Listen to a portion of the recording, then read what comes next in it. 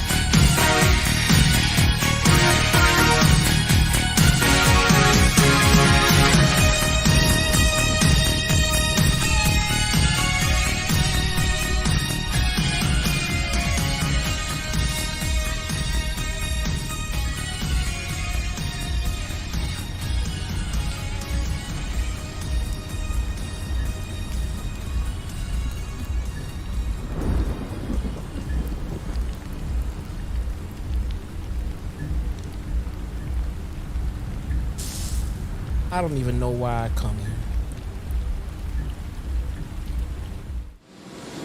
Why is AEW successful?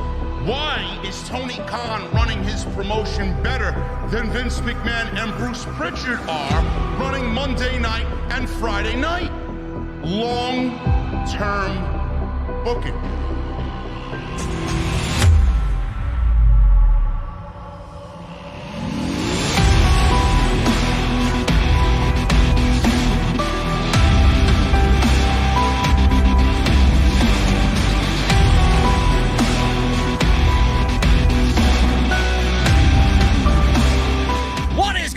Thank you so very much for joining me right here on Off the Script. This is your Monday Night Raw post show for May 15th, 2023. I'm your host, JD from New York, as always, coming to you live from the OTS venue, of course, in my mother's basement. Thank you guys so very much for joining me on your Monday evenings, wherever you may be, man. Raw.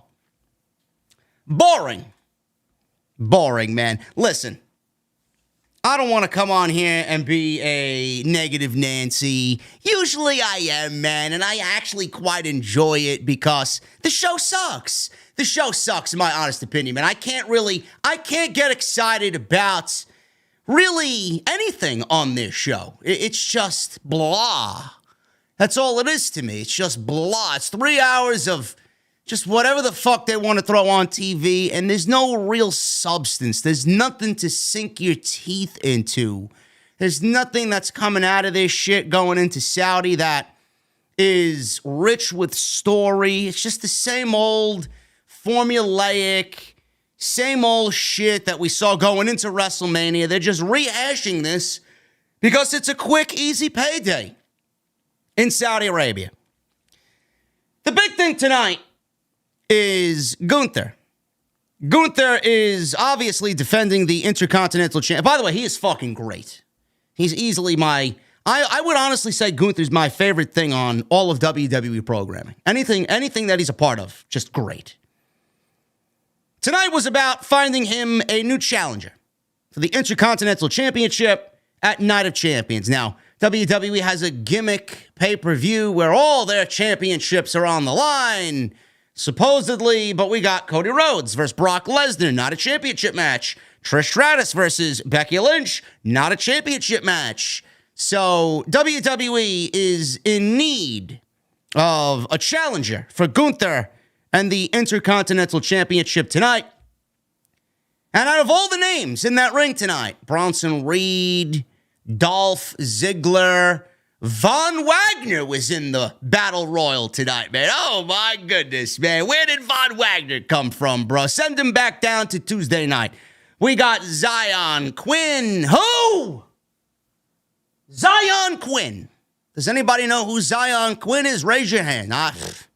You don't want to know. Don't worry about it. Johnny Gargano, Dexter Lumis. The list goes on and on. Matt Riddle was in there. Apollo Crews was in there. But at the end of it all, it was Mustafa Ali who got the victory. And he's going to Night of Champions to challenge Gunther for the Intercontinental Championship. Should be a fun match. Should be a fun match. I think the outcome is pretty predictable, but it should be a fun match nonetheless. Now, does WWE give Ali a chance to win the Intercontinental Championship and make it a competitive match, or does he go into Saudi Arabia and lose in about 30 seconds?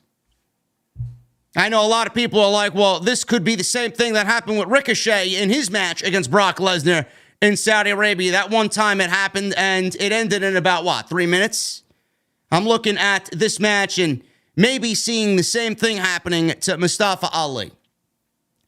No matter how you swing it, it's just a match on a show because WWE has Night of Champions and all their championships need to be on the line. But they're not. Roman Reigns is not defending his undisputed Universal Heavyweight Championship. So how could you call it Night of Champions when Roman Reigns is not defending the most prestigious prize in the entire company? Kind of a lame duck situation there. But what do I know, man? I talk about wrestling inside my mother's basement, legitimately. Listen, Ali's going to be hopefully a up-and-coming star in the Triple H administration. I know there's rumors that Triple H wants to push him, that they're going to give him a solid push, or were supposed to give him a solid push coming out of WrestleMania. You know, it is very difficult for me to sit here and take him seriously. Now, he's a great wrestler, don't get me wrong, but this is just a match on a show because they need the Intercontinental Championship defended on that show, and that's all this is. It's a means to an end. Let's get the championship defended on Night of Champions and then move on to the next victim. That's all it is. This match was made 2 weeks before the pay-per. Legitimate, no, what is it, a week? A week, less than 2 weeks. We got the pay-per-view. It's May 27th. That's all it is. And I would be not the type of content creator that I am if I didn't ask this question. Does anybody think that this is merely WWE with their Saudi agenda? Now, I know a lot of people are probably going to be like, nah, it's not. But I mean, how many times has Mustafa Ali been used in these roles in Saudi? They could have easily went with anybody else. They could have went with Johnny Gargano. They could have went with Ricochet. They could have went with Bronson Reed for the Intercontinental Championship. They could have went with Apollo Crews. But they go with Mustafa Ali because Saudi Arabia. Does anybody else feel the same way? I don't know. That's just the feeling that I got. Now, I'm glad it wasn't a Johnny Gargano. I'm glad it wasn't anybody worth something on the show because at the end of the day, it's going to be a loss. And I don't want somebody that we actually care about in an Intercontinental title match that was built merely to put this match on the show and made in 10 days. I don't care. There was a rumor that Johnny Gargano wrestled Gunther at a house show, and that was going to be the match in Saudi Arabia. I'm glad it's not. Johnny Gargano is worth more than that. He is better than that. That's why they chose Ali. Ali's a loser. He's not, but that's the way he's portrayed on TV. He's a loser. So this match was made 10 days to go before the pay-per-view or so, and it's going to equal a loss for Mustafa Ali. Thank you. Come again. Cody Rhodes and Brock Lesnar. I can't tweet nothing about Cody Rhodes anymore, man. You guys are absolutely out of your fucking mind, man. I honestly, I'm starting to think the Cody Rhodes fans, or stans, are worse than these Sasha Banks stans. Anytime I tweet something about Cody Rhodes, crying. Oh, yeah, what are you watching, man? Shut up. Like these little fucking geeks just come out of nowhere, man. It's like they come out of hiding. I can't say anything bad about Cody Rhodes. I didn't even say anything bad about Cody Rhodes, and people are coming at me with fucking pitchforks and fucking torches on social media. All I said was Cody Rhodes said a lot of nothing on Monday Night Raw tonight. I can't wait for this feud with Brock Lesnar to be over. People are like, oh, well, I thought it was a good promo. I never said it was a bad promo. Maybe you have a fucking problem reading tweets on social media. I never said anything about it being a bad promo. When is Cody Rhodes ever a bad promo? You're making me want to see Brock Lesnar maim him at Saudi Arabia or in Saudi Arabia at Night of Champions. That's what I'd like to see. Just so that you all shut the fuck up, to be quite honest with you. I don't know how anybody's interested in this shit. I really don't. This is the absolute drizzling shits. And I talked about this today on Twitter Spaces with my guy Ticket Drew, Andrew Badala. We were there on Twitter today, right before Monday Night Raw. We're going to talk about this when we get to the Cody segment. But you guys, WWE, listen, I was the leader in this community, and people looked at me like I had 6 heads. I was the leader, the driving force in the narrative of Cody needs adversity. He needed adversity. I was tired of hearing, oh, Dusty. Oh, Stardust. Oh, 7 years ago. I was tired of hearing it. There was no way this man was coming back to the WWE after being an EVP in a company that WWE tried to kill for 4 years. There's no way Cody Rhodes was coming back into the WWE and they were going to give him Roman Reigns on his first night wrestling Roman Reigns, he was going to beat Roman Reigns. No way. I don't know who the fuck you think you're watching, but this is Vince McMahon. Maybe you don't really know who Vince McMahon is. I've been doing this shit for way too long and watching WWE for way too long. There's no way on any planet that Vince McMahon was going to allow that to happen on his first attempt. No way. Now, as I say that, yes, I ask for adversity, but with every passing week, and I have no problem admitting that I'm wrong. Zero problem. If you guys are right, I'll let you know that you're right. If I'm wrong, I will admit it. But with every passing week, WWE is making me feel like they fucked up. With every passing week, WWE is making me say, you know what? Maybe Cody Rhodes should have won the WWE title or the Universal Undisputed Heavyweight Championship at WrestleMania. Because if this was the outcome from that, I'd gladly take Cody winning the fucking title just to get rid of the shit that we're getting now. This shit sucks. The match at Backlash sucked. The match in Saudi's not going to be any better. And I guarantee you, Vince is getting ready for a third match, either at Money in the Bank or at SummerSlam with Brock Lesnar and Cody Rhodes. I don't know. I can't buy into this shit. It's the same shit every week. And we got no explanation on why Brock Lesnar attacked Cody Rhodes. People are still making up explanations for WWE's lack of explanation. I'm going to be asking for it every single week. Where is it? Where is it, Cody? Where is it, Brock? Next week, they'll be in the building at the same time. I want to see if they do it again and give us no explanation. Why did he do it? Why did he do it? Did Cody get Brock's Starbucks order wrong? Maybe he ordered a tall instead of a venti. Maybe he ordered a caramel macchiato when Brock wanted a hot chocolate. Maybe he wanted a muffin, and Cody came back with an everything bagel toasted with cream cheese. I don't know. I don't know. There's got to be a reason. There's got to be a reason. Otherwise, what the fuck are we doing here? Why are we on TV if there's no reason? Why? The most important question in any storyline is why. Did we get the why? No. No. Ridiculous. By the way, I'll take a venti chocolate cream cold brew with extra cold foam, please. That's my Starbucks order for the summertime, just in case anybody's wondering. Outside that, not much happened. Judgment Day, JD McDonough teased as the newest member of Judgment Day. Sami and KO, their momentum has been dumbed down for whatever reason. Don't know why. And we'll go over the rest of Monday Night Raw. In addition to Liv Morgan being injured, they were supposed to defend the Tag Team Championships tonight against Sonya Deville and Chelsea Green, and that match did not happen. I'm sure you were ultimately disappointed tonight that you didn't get to see the women's tag team titles defended on Monday Night Raw. Still no explanation as to why there are two sets of tag team titles on Monday Night Raw. Still no explanation as to why Rhea Ripley's carrying around the SmackDown title on Monday Night Raw. I'd love to know why. Why? Is that so difficult to answer? Am I out of line for asking these questions?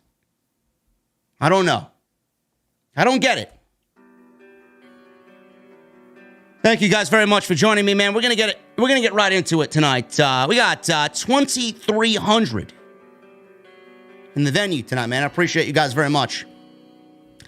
Listen, we got this new t-shirt out, man. I pinned the link in the top of the live stream chat.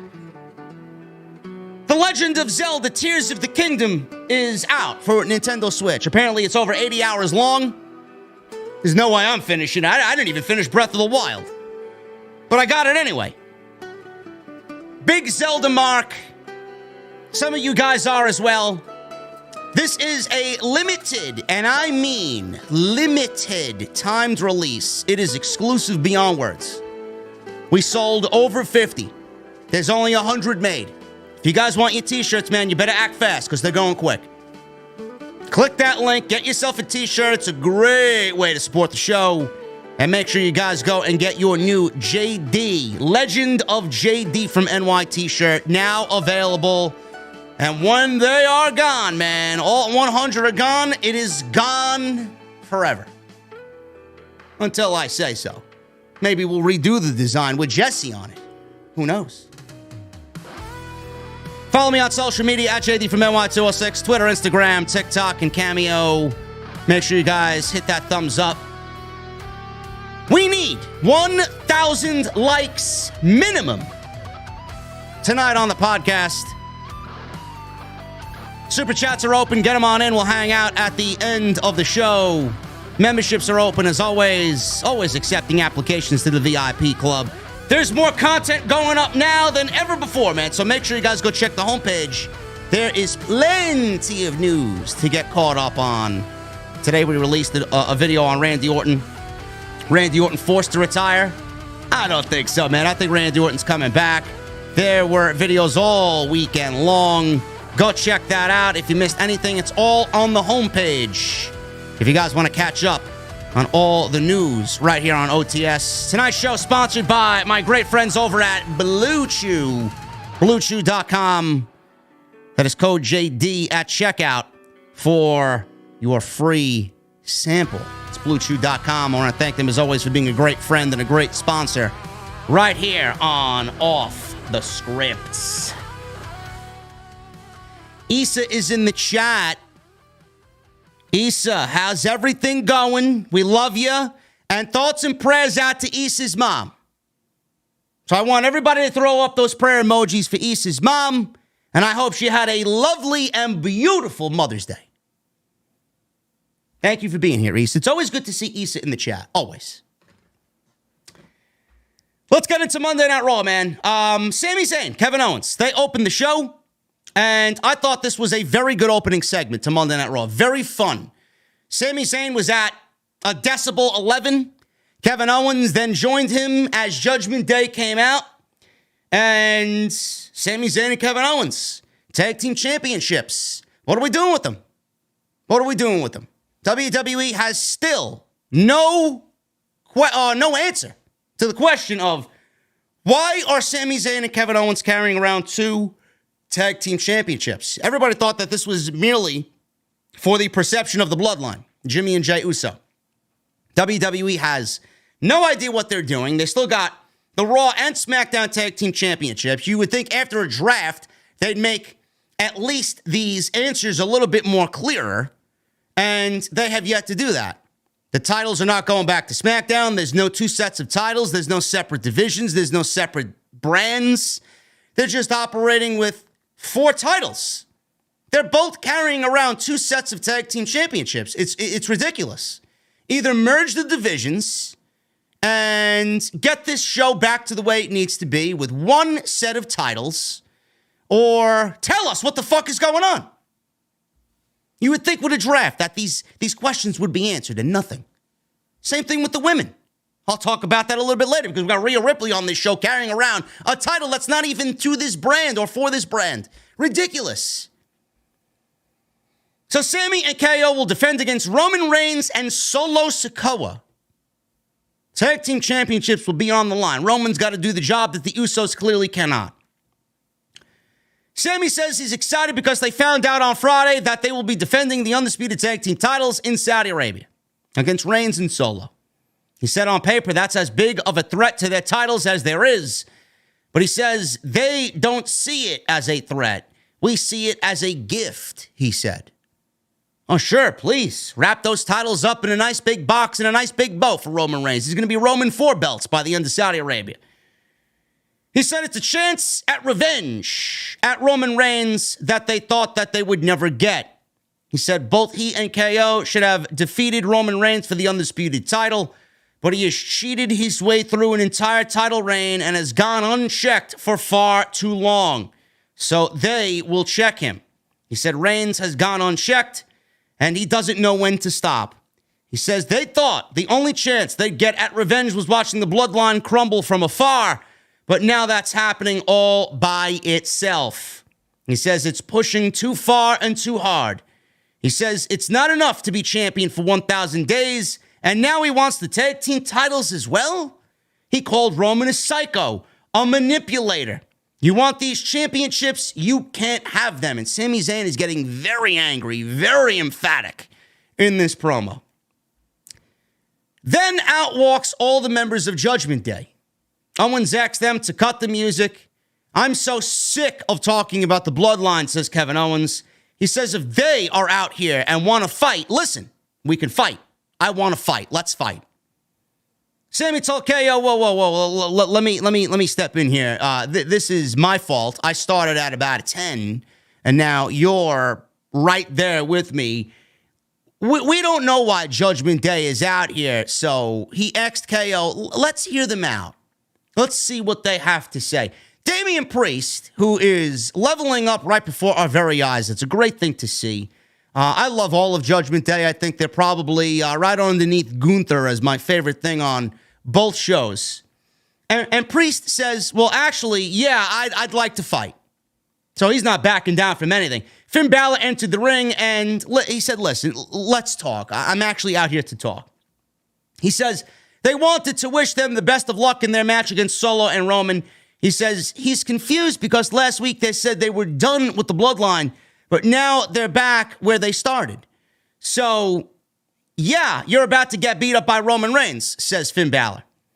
Balor says if they happen to retain their titles at Night of Champions, there will be a long line of superstars waiting for those tag team titles. And the line starts with Judgment Day. Rhea Ripley said Judgment Day runs Raw.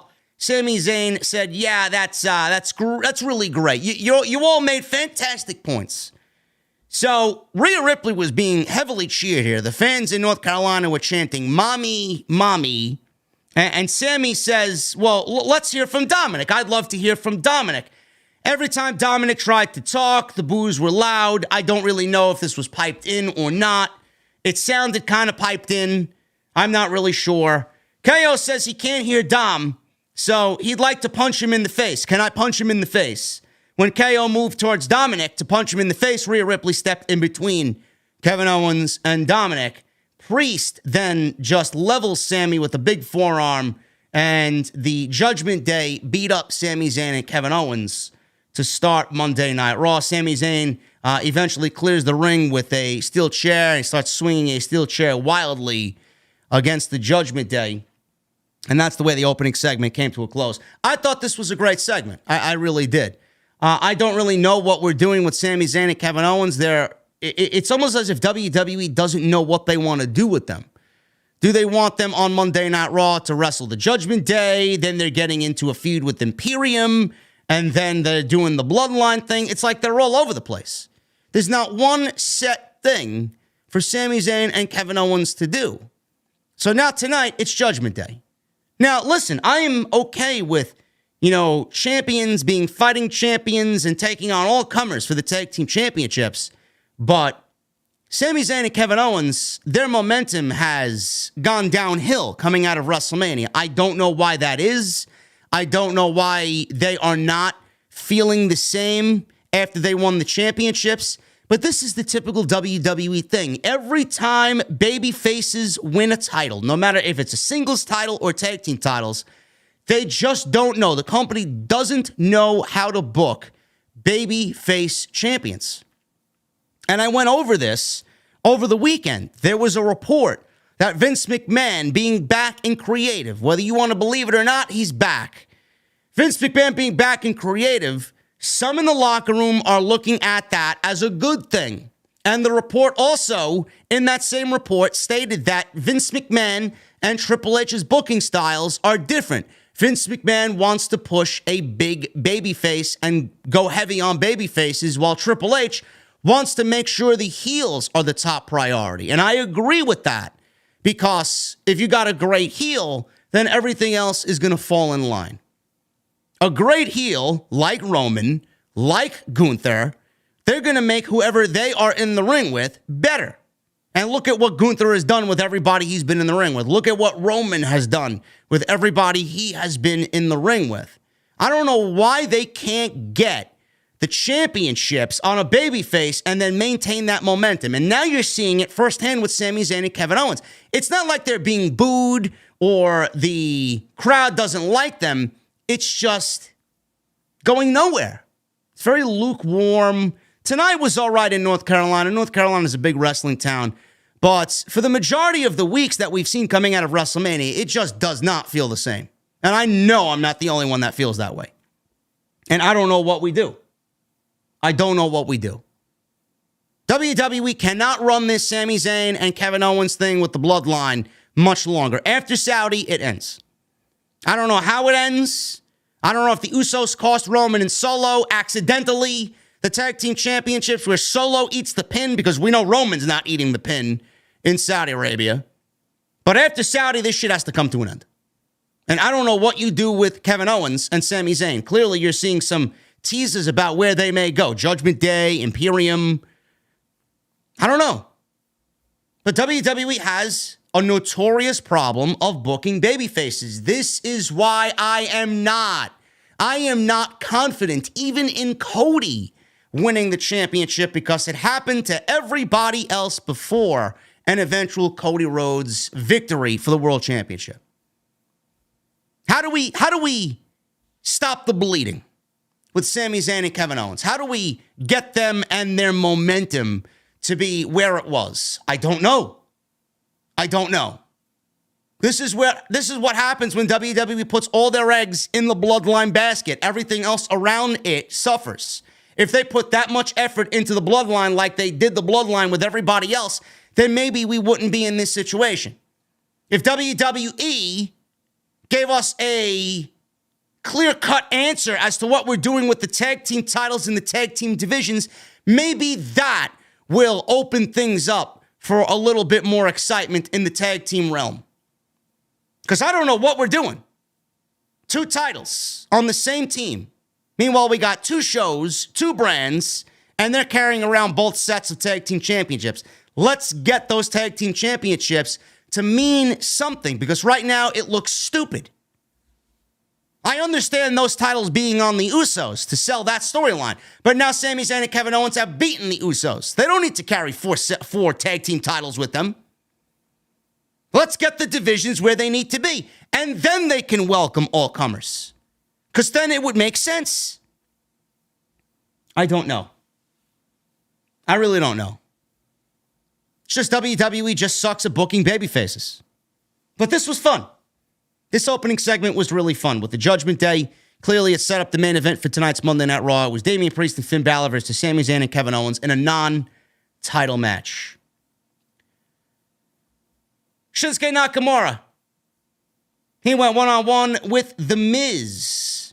This was actually not bad. I mean, I didn't care about it, but it wasn't terrible by any stretch of the imagination. Miz is actually doing some decent work. A loser is The Miz, and he's been treated like a jobber for way too long, so it's going to be very difficult to build him back up as a credible in-ring guy, because they had him lose to Snoop Dogg and some other fucking people at WrestleMania, and he's just a loser.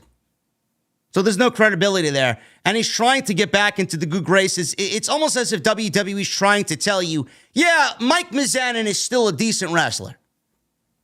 Great. But you treated him like shit, so nobody is going to really take him seriously, and all anybody is going to see is a loser.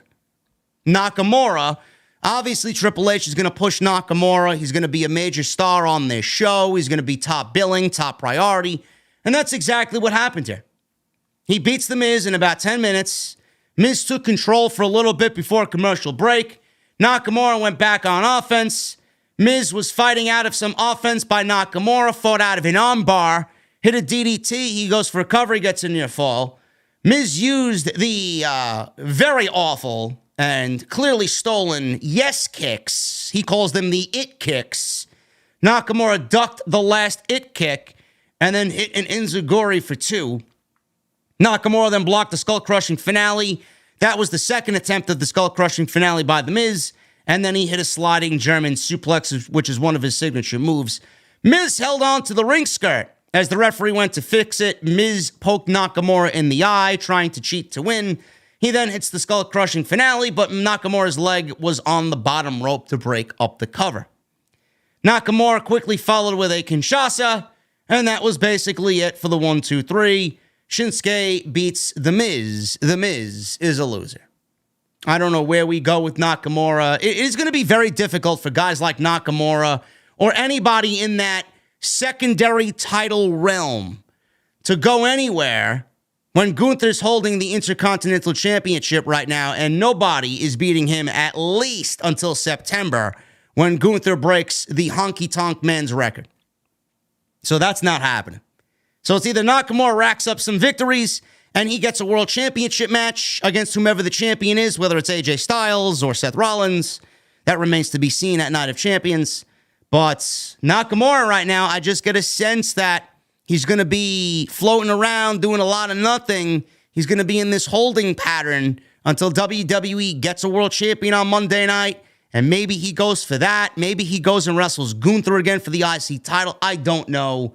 But I just feel Nakamura is going to be in a holding pattern until WWE decides what they want to do with him.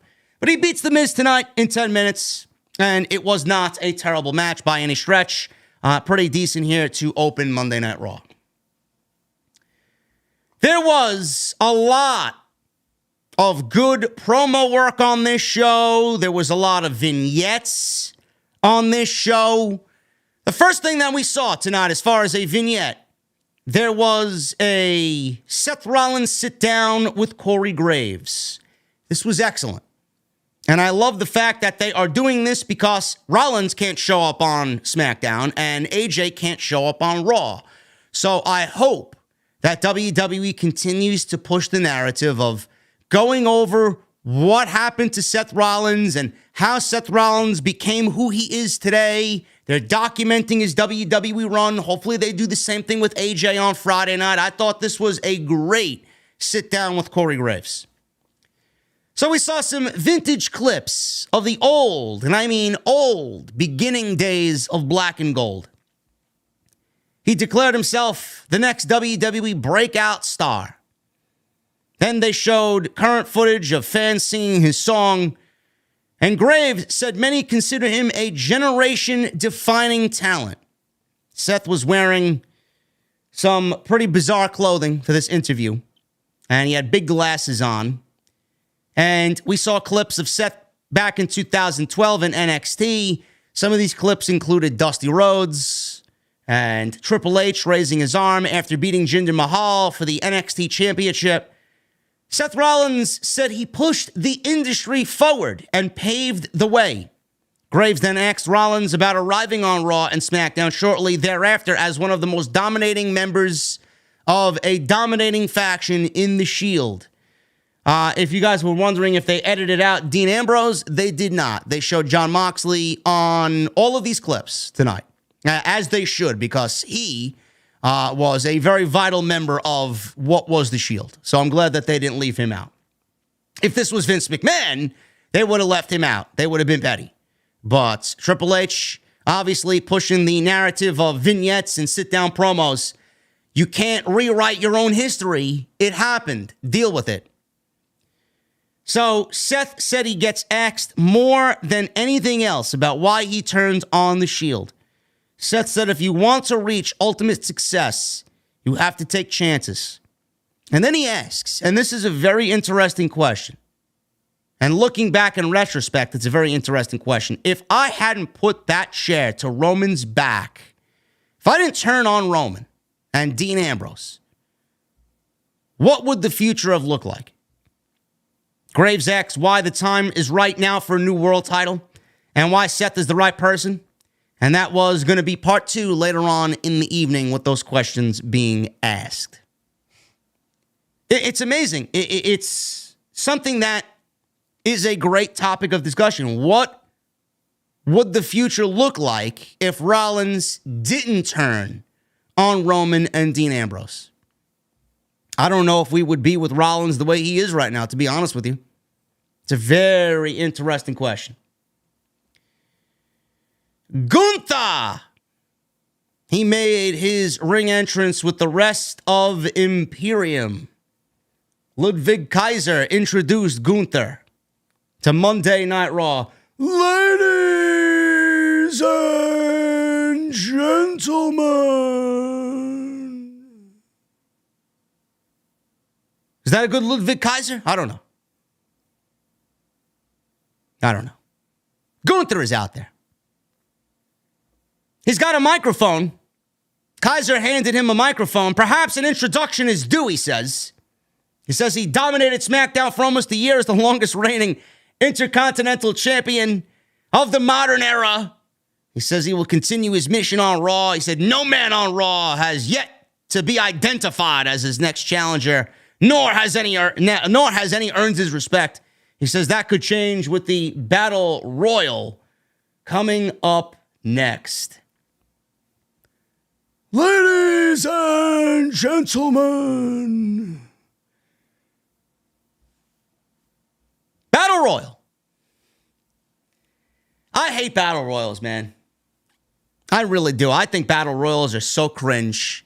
And my point was proven with the first few eliminations in this Battle Royal. This was largely a waste of time up until about the final 5, 6, maybe 7 guys. That's about it. So after the break, we get, obviously, Ricochet coming out. He got an entrance. Bronson Reed got an entrance. Apollo Crews got an entrance. So you could see who they gave entrances to. Maybe they got big plans for Apollo Crews. I have no idea. No idea. But obviously, they love Ricochet. Clearly, Triple H loves Bronson Reed. So they got introductions. So Apollo Crews got a ring entrance. And Matt Riddle got a ring entrance. So Riddle started taunting Imperium at ringside. And, I mean, I could have seen Riddle win this thing, man. Riddle versus Gunther for the Intercontinental title. Sign me up. So we got the bell ringing. And Baron Corbin quickly eliminated Akira Tozawa. Goodbye. Corbin was then eliminated by Dexter Lumis. And poor Baron Corbin, man. He cannot catch a break. Massey and Mansoor of the Maximum Male Models dumped Dexter Lumis over the top rope. Chad Gable and Otis tossed them out. And Massey and Mansoor went over the top rope. Mansoor's feet never hit the ground as Massey caught him and held him up. But when Dexter Lumis stared at Massey, carrying Mansoor, he dropped Mansoor to the ground, ultimately eliminating him. This was a battle royal. This actually happened in the battle royal, folks. It was like fucking some circus-like act in the first 3 or 4 minutes of this battle royal. And then you wonder why I hate battle royals. Because you got shit like the Maximum Male Models in a fucking battle royal for the Intercontinental Championship. I don't know why. I don't know why you include guys like Massey and Mansoor of the Maximum Male Models in a fucking battle royal to go and see who wrestles Gunther for the Intercontinental title when we all know that they are never going to be that guy or those guys. I don't know why we just didn't dwindle this down to whatever. You could have did a fucking 60-second interval battle royal with one guy coming out every 60 seconds. Now, we got to get 30 guys in there, 25 guys, however many guys are in there, and we got to make a fucking circus act out of it.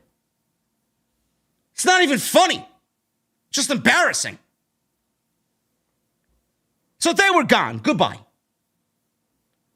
JD McDonough. He was in this thing. He eliminated Humberto Carrillo with a headbutt. And while they battled on the ring apron, Dolph Ziggler eliminated JD McDonough. Von Wagner was in there. He eliminated Dolph Ziggler.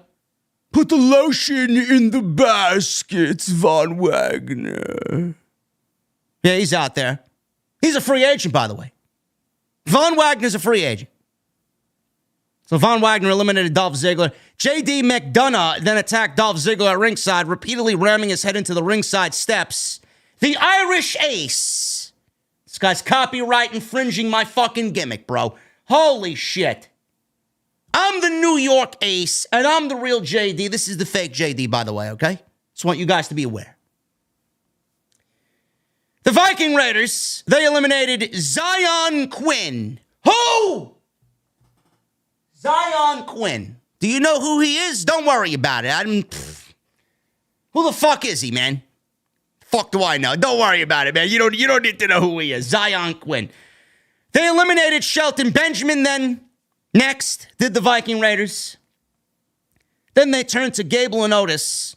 Gable tried to back suplex Eric off the apron. Eric held on. He fought back. Valhalla was laughing at Chad Gable. Otis then eliminated Eric. Ivar knocked Gable off the ring apron. Otis and Ivar battled. Bronson Reed then tossed them both over the top rope. Who? Zion Quinn. I'm not talking about Zion Quinn anymore. Who gives a shit? Zion Quinn. Bronson Reed tossed him over the top rope. So, the rest of the guys in the ring, they all tried to attack Bronson Reed. Johnny Gargano and Mustafa Ali then went back and forth with each other. Gargano speared Ali. Ricochet gave him a shooting star press. Riddick Moss was in there. He attacked Ricochet. Bronson Reed slammed Riddick Moss. Apollo Crews is still in there. He gave Bronson Reed a nice-looking blockbuster off the top rope. Elias He went after Cruz. Cruz tossed him over the top rope. Bronson Reed then clotheslined Cruz over the top rope. Bronson Reed then fended off Ali, Gargano, and Ricochet. Riddle then hit Bronson Reed with a flurry of strikes. He hit a floating bro. Moss then checked Riddle hard with a shoulder tackle. He charged again. Riddle backdropped him over the top rope. Goodbye, Riddick Moss. Gargano went after Riddle. Riddle head scissored him over the top rope. Imperium stared down at Gargano. I was surprised when Gargano got eliminated, but kind of not. I'm glad he didn't win. Vinci and Kaiser. Then, because there's no rules, they went after Riddle, who was on the apron. The referees were getting in the face of Imperium. Bronson Reed knocked Riddle off the ring apron, eliminating Bronson Reed. Ricochet then gave Bronson a high knee and a dropkick. He's hanging on by one hand. He's teetering on the apron back and forth. Ali joined Ricochet in dumping Bronson Reed over the top. But Bronson Reed landed on the ring apron. Ricochet springboard dropkick Bronson Reed. He did not fall down. Bronson Reed then lifted Ricochet on his shoulders while he was standing on the ring apron. Ali then dropkicked both of them off the ring apron and eliminated both at the same time. And Ali is going on to Night of Champions. They gave him a big pyro blast. And Ali's going on to Night of Champions to wrestle Gunther for the Intercontinental Championship. I would say the last 3 to 4 minutes was really good here. Outside that, it was a complete waste of time. These battle royals never really do anything to highlight anybody. It's just a ton of filler up until the last couple of guys, really, the last 4, 5, 6 guys. Because there's a bunch of nobodies in there that nobody knows, nobody cares about, nobody expects to win. So battle royals largely are a waste of time. But I thought the ending of this battle royal was really well done, nicely executed, with Bronson Reed acting like a beast in there, hanging on, catching Ricochet on the apron. They couldn't eliminate him together, but when he caught Ricochet to try and eliminate him, Ali seen an opening and knocked both of them off the ring apron. And the weight of Ricochet on Bronson Reed's shoulders was too much for him to hang on, and he falls outside. I thought this was a very good ending. Now, Ali's going to Night of Champions to basically ultimately lose to Gunther and not win the Intercontinental title. The only reason why Ali was chosen here is 2 reasons. One, it's an easy victim. They don't really give a shit about Ali. Ali is going to go in there, hopefully give a good match, solid match, really make the most of it. Maybe this is what they use to catapult him to the next level if they want to give him a push. But he's a reliable worker. He's going to give a great match if you ask him to. Hopefully that's the case. And there's no liability here.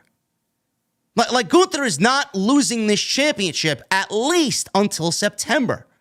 Now, I don't know who's going to take the title off of him. I don't. I mean, it could be anybody. And whoever it is going to be in for one massive fucking rub from WWE, because that is a long time. I mean, this man is undefeated for 300 plus fucking days here. The Honky Tonk Man's record is nothing to laugh at. It's over 400 days. 450 some odd days, I believe it is. So, I don't know who takes that title off Gunther, but it's not Ali. Great match, no liability, and WWE in typical fashion uses somebody like Ali in Saudi Arabia because, you know, they got to push that narrative. So there you go. Decent stuff here up until about the, I'd say, 3 to 4 minutes left to go in this match, and Ali wins the Battle Royal, gets the IC title match with Gunther at Night of Champions. Now, we did see, I hope this is the case as well. We'll end with this here with the IC title. Johnny Gargano, I could see that. I could see Johnny Gargano being the guy to beat Gunther. I could see that. I would love that, but I think he is more valuable in a tag team with Tommaso Ciampa, getting DIY back together. I could see Matt Riddle winning the Intercontinental title. I could see it. You know, we got a decent mid-card on Monday Night Raw. It could be Nakamura. There's a ton of guys. Drew McIntyre's over there. Drew McIntyre, when he's back and healthy, he could be the guy to beat Drew McIntyre and Gunther at whatever the pay-per-view is going to be in September. I could see him winning and taking down Gunther. There's a lot of guys over there. So there's no shortage of opponents. It's just ultimately up to WWE who they want. Becky Lynch. She made her ring entrance. We got a clip of Becky Lynch returning last week and attacking Trish Stratus. We got a Becky chant in North Carolina. She said, part of being the man is to admit when you've been going through some stuff. She says that they all have their struggles behind closed doors, small, medium, and big. We put on the face we need to put on so we can do what we need to do to become the people we need to be. And sometimes when it becomes overwhelming and we feel we can't do it on our own anymore, we have to ask for help. She said she asked for help from two legends, Lita and Trish. She said Lita was great, and they won gold together. She said Trish came back, and she hadn't skipped a beat. She said she was so clouded in her judgment that she couldn't see what a snake in the grass Trish Stratus was. She said Trish came back to help herself like the backstabbing egomaniac that she is. She said she wanted to thank Trish because when she hit her in the back, barely, she turned a light on that hadn't been on for many, many months. She said when Trish called her daughter stupid, she reminded her that the only thing that matters is standing up for the people who matter. The only thing that's stupid is this story and this fucking feud. She said she gave all the badness in her head and face and a target. She said Trish was once number one in the business and she wants to be number one again. She said she will be it regardless of holding a title. And if Trish wants to try and be that again, she's got it. She said she'll kick her in the head at Night of Champions. I don't care. I don't care. Now, there was a rumor that this match was going to go all the way till SummerSlam. Somebody in WWE wisened up, and we're getting this match at Night of Champions. Great. Where do we go from here? I don't know. Anything that Becky Lynch latches onto is just blah. It is very difficult for me to care. And I don't know what WWE's doing with the SmackDown title on Raw and the Raw title on SmackDown. I don't know what we're doing. But Rhea Ripley right now doesn't really have any solid competition on Monday Night Raw. And we got a lot of nothing going on with that Women's Championship going into this show. I mean, they got Natalya feuding with Rhea Ripley over the SmackDown Women's Championship. Do we get Rhea Ripley and Becky Lynch at Money in the Bank? I don't know. I don't know. I tell you right now, what I'd do is I'd fucking merge the divisions and there's got to be a fucking reason why these titles are still on the opposite show. There's got to be a reason why the NXT Women's Tag Team titles are on the main roster. Does anybody care to answer these questions? What I would do, and I mean this, I don't know, I don't give a fuck where it happens. Rhea Ripley, Bianca Belair, SummerSlam, unification match, Women's Championship. The winner of that match is the undisputed women's champion, the WWE Women's Champion. None of this Raw and SmackDown shit. Same thing should happen with the tag team titles. One title. One title. One women's title. One tag team title. The divisions float between Raw and SmackDown. The tag team divisions float between Raw and SmackDown. That has been the resolution for years. I don't know when the company will finally own up to their mistakes and figure out that this is the way. The NXT Women's Tag Team titles, they need to be merged or absorbed into the Women's Tag Team titles on the main roster. Get rid of them.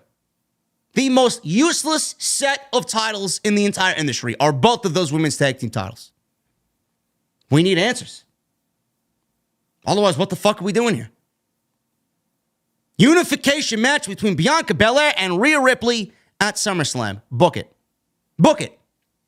And then you have one champion, and then you could do whatever the fuck you want. They could show up on Raw. They could show up on SmackDown. Have a blast. I don't know why we're doing this fucking Raw and SmackDown shit with the Raw title on SmackDown and the SmackDown title on Raw. Give me a fucking resolution. It looks stupid. I don't get it. The more titles you have, the less they mean. You consolidate these titles, the more valuable they will be.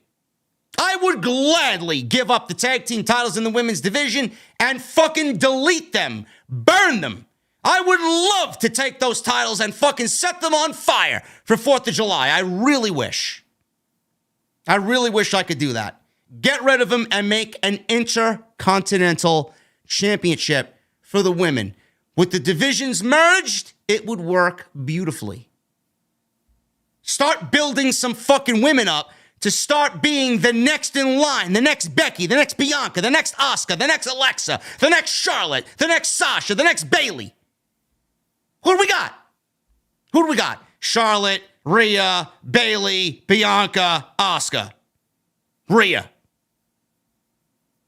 Unless you're in that core group, WWE doesn't give a shit about you. A Women's Intercontinental Championship would do wonders for a Shotzi, for a Candice LeRae, for an Io Shirai, for a Dakota Kai, for a Liv Morgan, for a Raquel Rodriguez. You know? I don't talk out my ass. We talk about a lot of things that make sense here. This makes sense. I've been preaching this shit since 2016. I don't give a shit about Trish or Becky. I don't. Get Trish off TV, and I don't really give a shit about Becky. Everything that she's a part of is just boring.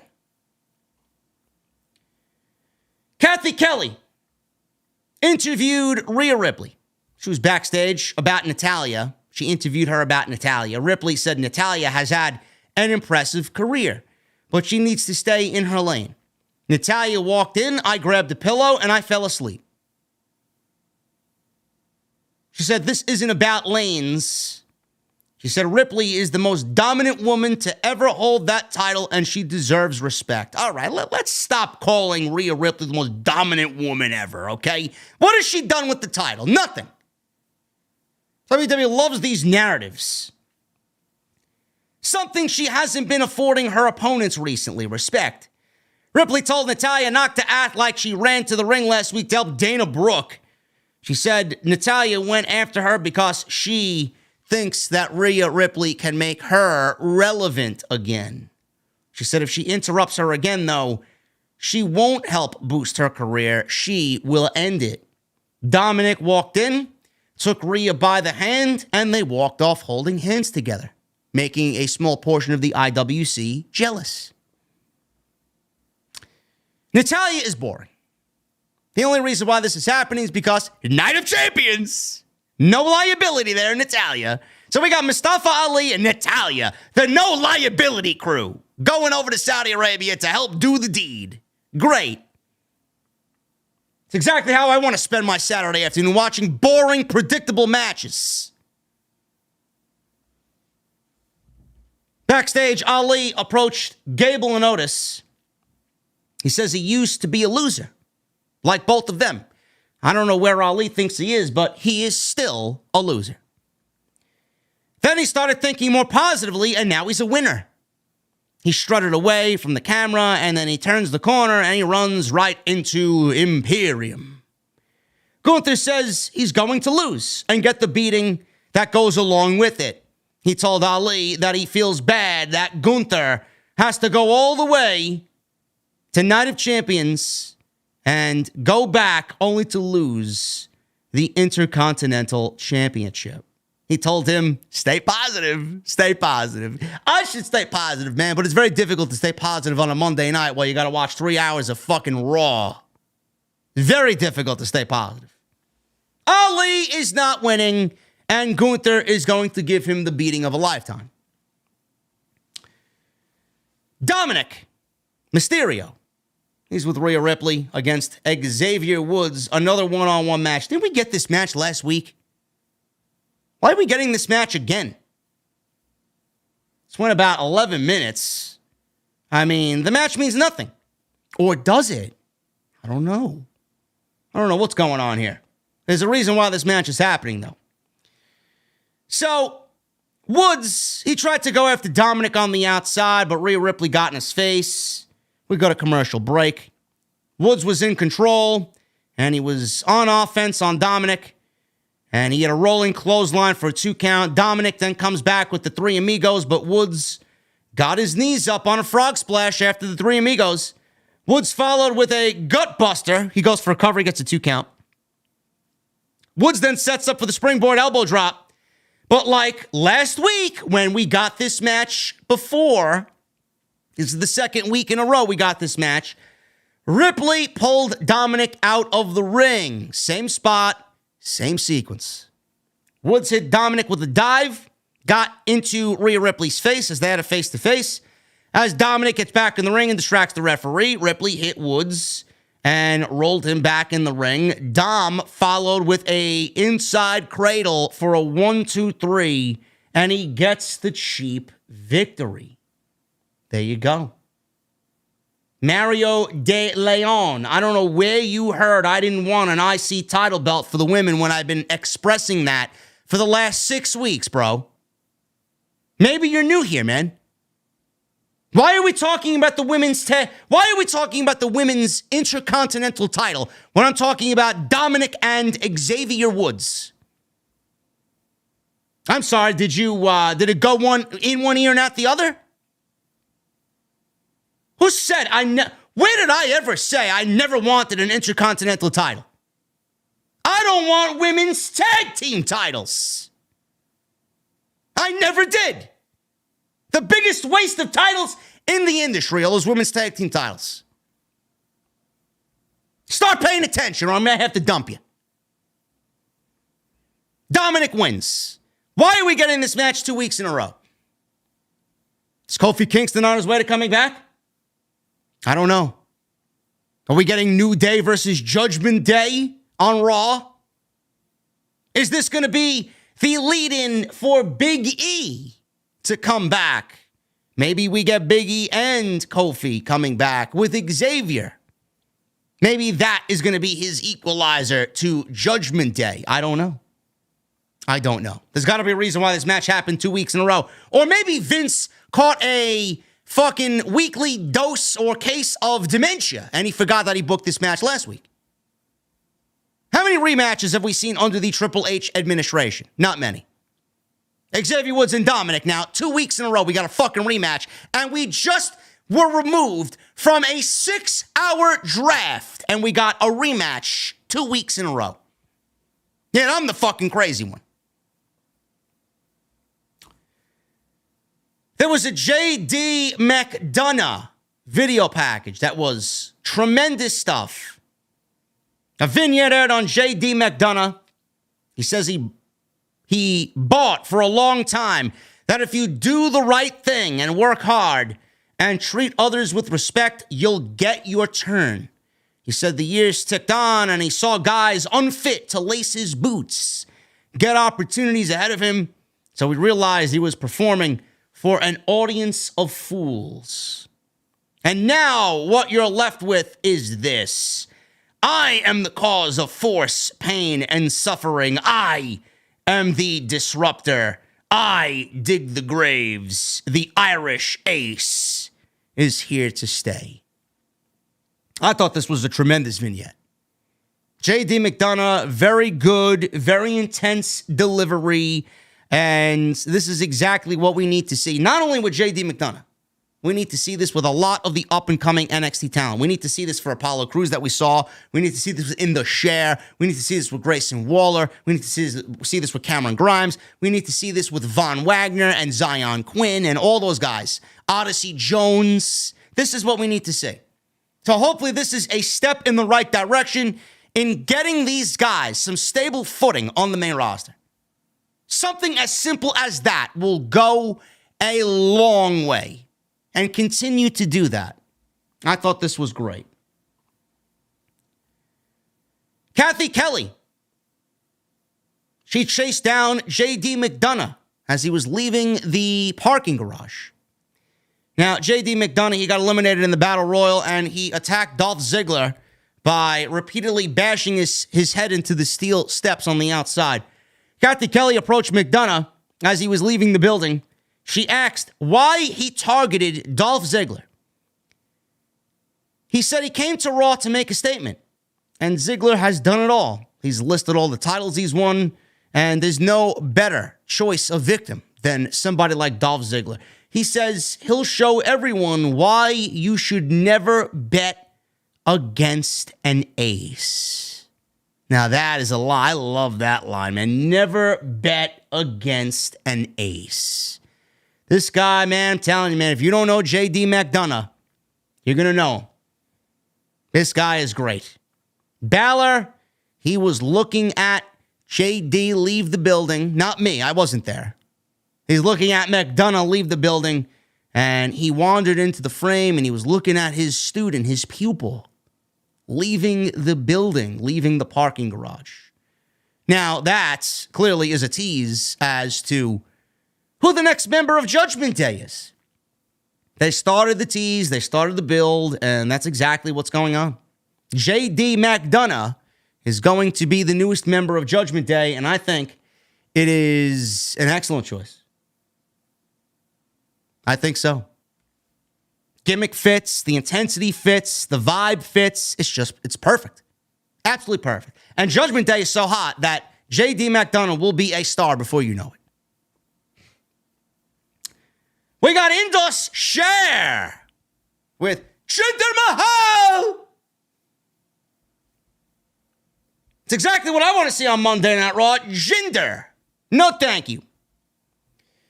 They made their way to the ring, and they wrestled two jobbers. Total squash match. And that was it. Don't really know what you want me to go over here. They destroyed these guys.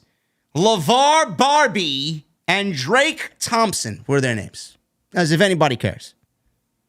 Double team moves, just absolutely throwing these guys around. Their finish was it was Sangha holding one of these guys across his knee with Veer coming off the second rope with a big leg drop, and that was it. 1, 2, 3.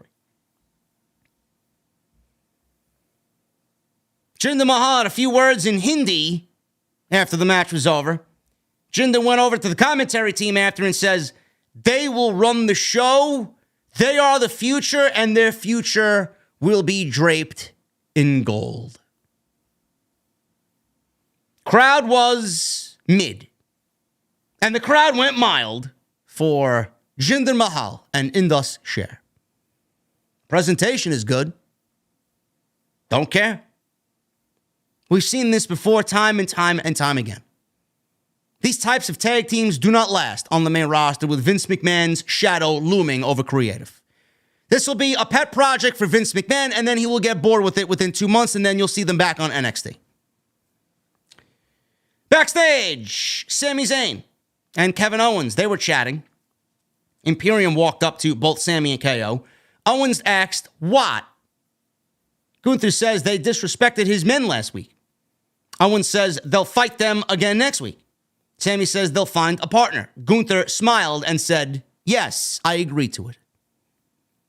Who's going to be their mystery partner? Is it going to be Xavier Woods? Is it going to be Matt Riddle? Or is it genuinely going to be a surprise? I don't know. Cody steps off the Lex Express that's parked in the parking lot. Not really, but he stepped off a bus. Cody made his ring entrance. He's smiling, he's waving, he's slapping hands, he's slapping the fans' hands. Whoa! Cody Rhodes, he's only a theme. That's all he is now. He's a fucking theme. That's all he is. He's 30 seconds of a theme. Cody Rhodes. So Cody's in the ring. He smiled. And he asked Greensboro, North Carolina, what do you want to talk about? He says he knows that area. This is the fabled first home of Starrcade. He said Lesnar has elected not to be here, though. I don't blame him. Cody told a story. Story time with Cody Rhodes.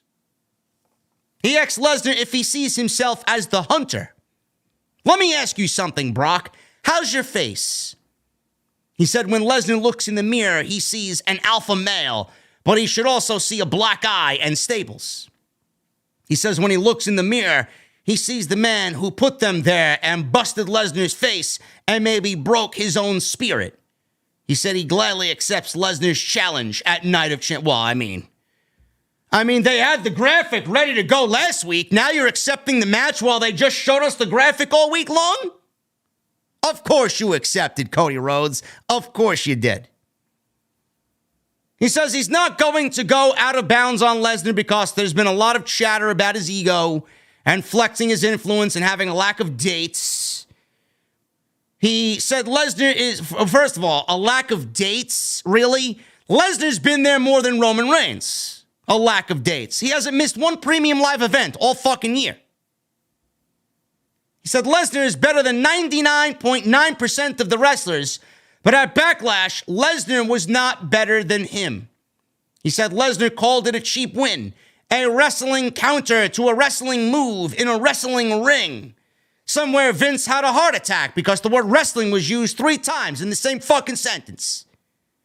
How cheap that is. He said even if he beat him 20 seconds, he still would have hunted him because this isn't about a championship, but rather who is the big thing on Monday Night Raw. I don't give a fuck. I don't think Brock Lesnar gives a shit who the big thing on Monday Night Raw is. He's a free agent. Why does he give a shit who the next big thing is on Monday Night Raw? He's a free agent. How stupid.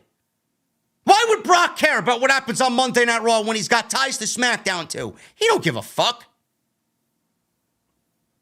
A cheap win. Brock Lesnar's calling this a cheap win. How's it a cheap win? Cody countered the Kimura lock and caught Lesnar in a pin. It worked. It was legit.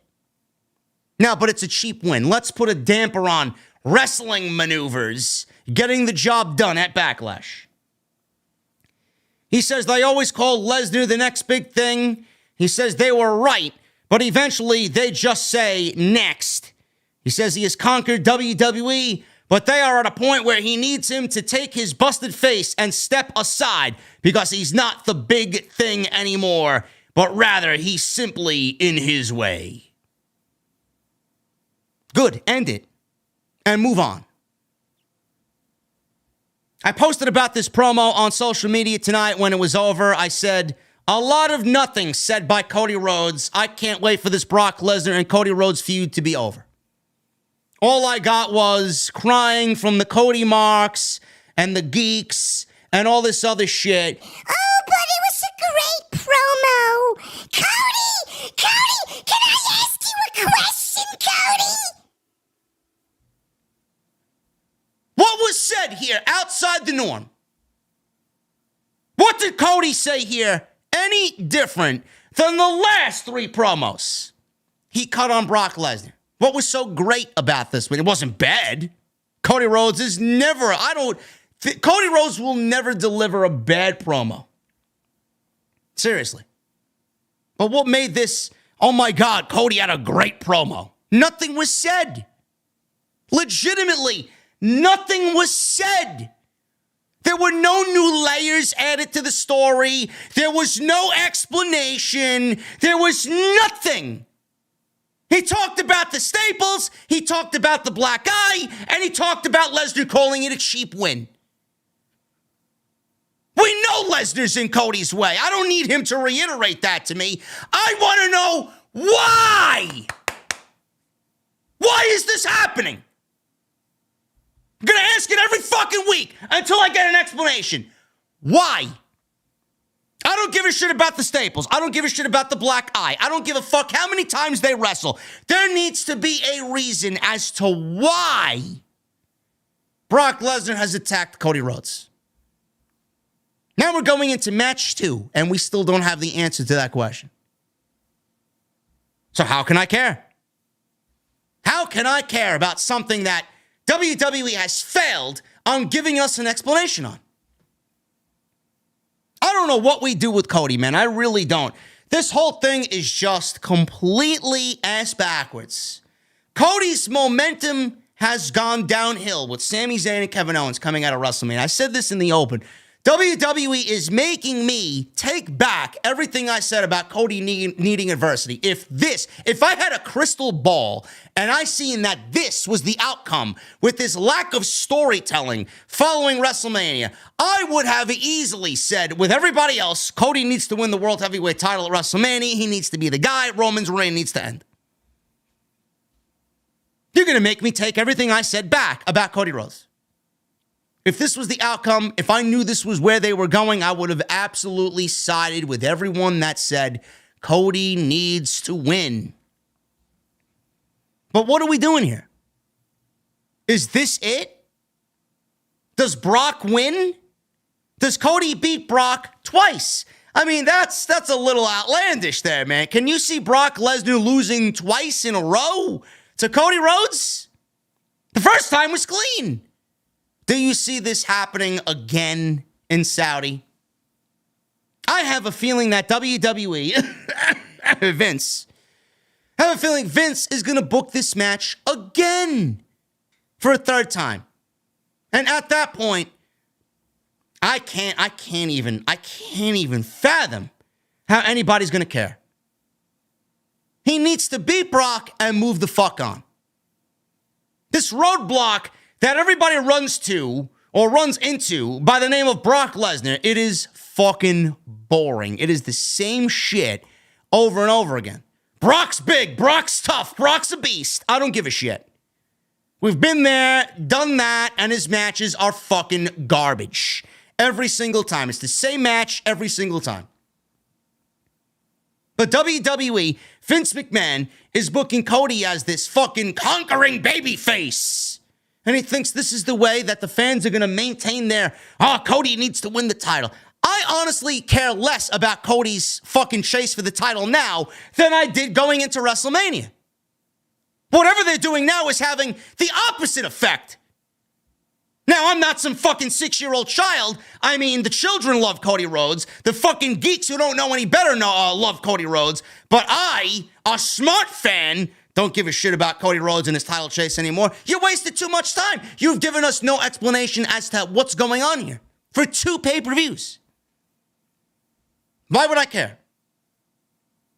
What do we do with Cody Rhodes? What do we do if he beats Brock Lesnar? What do we do with Cody and Roman? I talked about this earlier in the day on the Twitter Spaces with Drew Badalla. Cody could win Money in the Bank. Cody can win Money in the Bank. He could cash in at SummerSlam, and that's the right time to do it. I don't really want to hear anybody say, you got to take it till WrestleMania. No, I'm sorry, man. This shit with Brock Lesnar is fucking wearing people thin. You're going to take Cody to WrestleMania to do Roman and Cody then for the world title? What happened? Why not this year? Why not? Cody has nobody else lined up for him as a world title opponent for WrestleMania. It's got to be Roman. It's got to be then. Let's do it at SummerSlam. Finish the story, and let's get the job done. Now, Cody can win Money in the Bank. Or I brought this up, and I know I mentioned this last week. I know some of my fans mentioned this last week, and it's a very interesting proposal. A very interesting proposal. Cody beats Brock at Night of Champions. AJ Styles beats Seth Rollins for the World Heavyweight Championship. Now, I know AJ's a SmackDown guy, and the title is exclusive to Monday Night Raw, but AJ would win the title. And WWE did mention that with the draft this year, there will be trades and there will be transfers, which they have not acknowledged yet with the women's titles at all or the tag team titles. But Triple H did state that there would be transfers. AJ wins the title. Everybody's choosing Seth because Seth is on Raw and Seth, to the fan base, according to the fan base, deserves the title. But a lot of people would love AJ Styles to win it. You'd be surprised at how many people would love AJ Styles to win the world title. He wins the world title, and you transfer him and the rest of the OC over to Monday Night Raw. Now, if AJ is moving to Raw, if he wins the world title, clearly somebody has to come over from Raw to SmackDown. That person would be Cody Rhodes. Cody Rhodes thinks he is evading Brock Lesnar by going to SmackDown. But Brock Lesnar's a free agent. Brock Lesnar can still continue the feud with Cody Rhodes on SmackDown as long as SmackDown has Cody Rhodes and Cody Rhodes is on the same brand as Brock Lesnar and Roman Reigns, right? So Roman Reigns and Cody would be on the same brand via this transfer of AJ Styles to Raw. You just 5 for 1. That's a steal. It's a steal. It's not even a fair trade, to be quite honest with you, but it's a steal. So Cody's on SmackDown. He's on the same brand as Roman, and then you can build Roman and Cody then for SummerSlam without having to give him Money in the Bank. Because I know a lot of people are like, well, why don't you just give Cody Money in the Bank? Yeah, that'd be great. But the Money in the Bank contract normally is used to put on somebody up and coming as your next guy. Why would you want to waste that on Cody Rhodes? Does it make sense? Sure.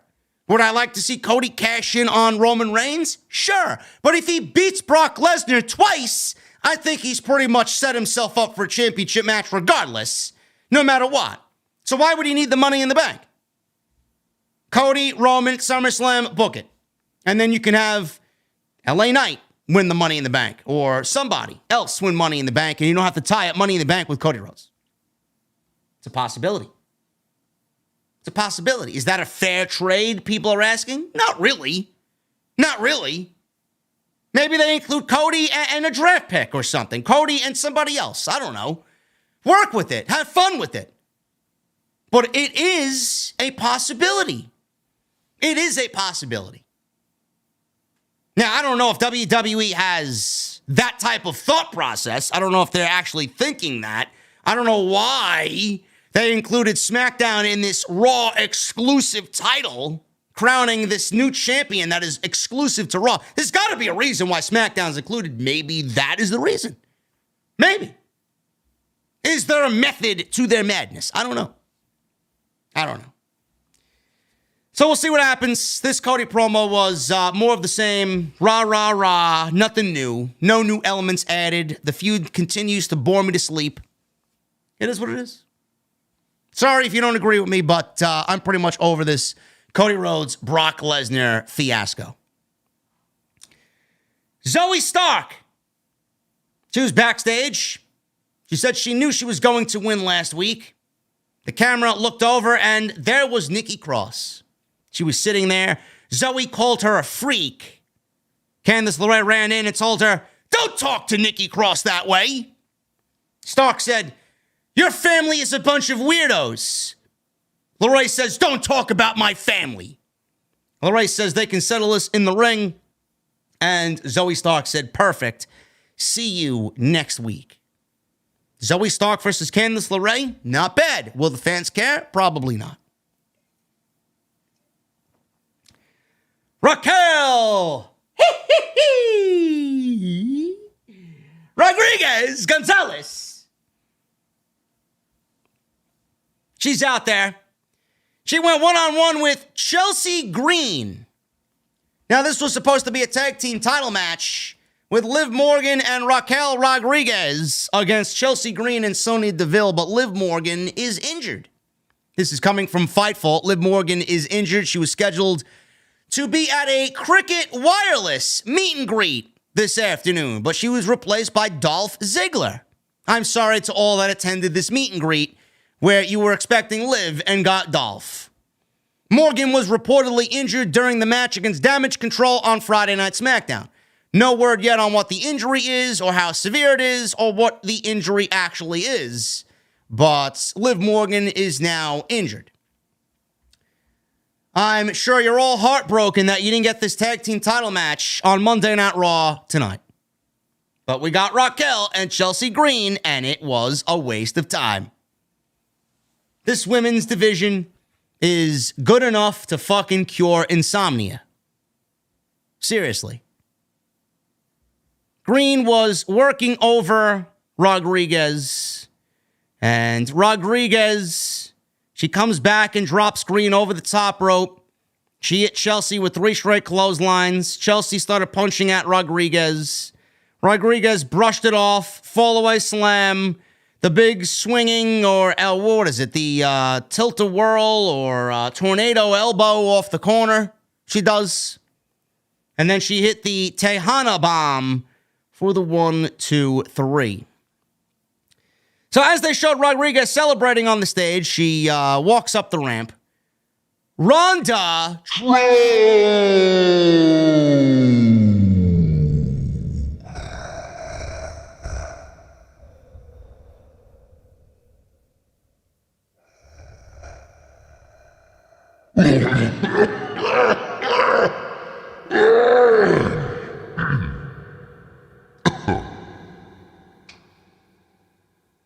little hobbits, my precious.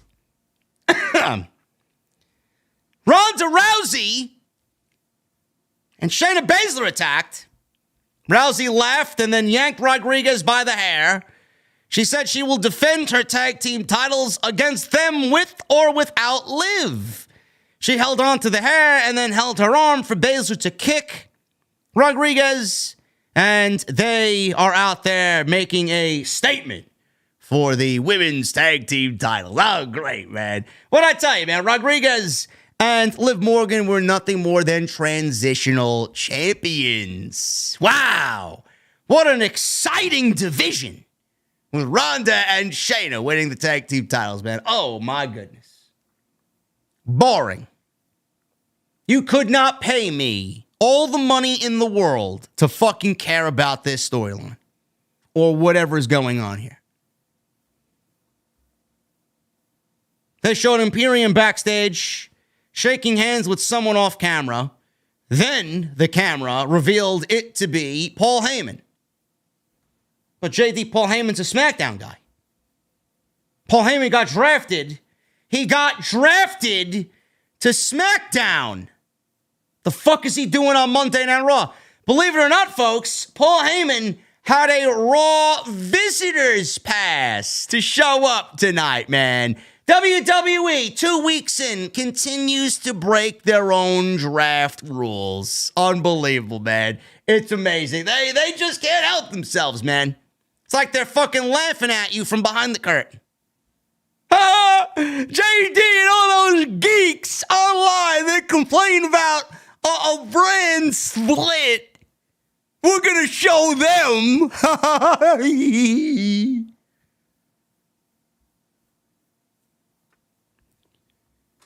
Part 2 of the Seth Rollins, Corey Graves sit-down. Graves asked why this iteration is the best version of Seth Rollins. Seth said, as the visionary, his hands are off the wheel. He says, that's the fun part. Yeah, you know who else's hands are off the wheel? Vince, when talking about or writing creative. His hands are off the wheel. Wherever it goes. Free for all. He said, that's the fun part. They're having this crazy synergistic experience with the WWE Universe. He said, this is the most authentic version of himself. Graves then asked, why now? Seth said, maybe it's the equity or time or hard work. He said, there is some organic relationship, and for the first time in his career, he is not the one forcing the change, but the WWE Universe is the catalyst for the change in him. Graves asked about why this is the right time for a new world title. Seth says he doesn't feel that anybody at the top wants to take any risks with the title they are holding. Roman. He says they're more about protecting themselves than pushing the industry forward. He says he will defend the world title the way it's supposed to be. It's supposed to be defended. Graves' aspect specifically about Reigns, they stopped on that note. So they are going to have another segment like this next week. So this is like a 2-week thing that they're doing to build up the AJ Styles and Seth Rollins match for the World Heavyweight title at Night of Champions. I like it. I like it. It keeps Rollins on Raw. It keeps AJ on SmackDown. And we don't get them showing up on the opposite show. Because they can't, because they're on separate brands. Good stuff. We got a vignette airing about Apollo Crews. Apollo Crews, he said, people keep asking him if he's grateful to be back and getting a second chance at an opportunity of a lifetime. He says he didn't have anything handed to him, though. He says he's a former United States champion, a former IC champion. He says he's demanding respect on his name. He says he's earned his way back, and he did so being a man his kids can be proud of. He says he refuses to be reduced by what happens to him. He closed with, "This is my time." And they showed him running on top of a parking ramp with this high drone shot, and he's doing the Rocky thing, throwing his hands in the air. He's like Little Mac in fucking Punch-Out. I mean, they're already getting off on the wrong foot with Apollo Crews, man. I mean, does anybody expect Apollo Crews to be taken seriously on the main roster? I don't know why they even called him up. I really don't.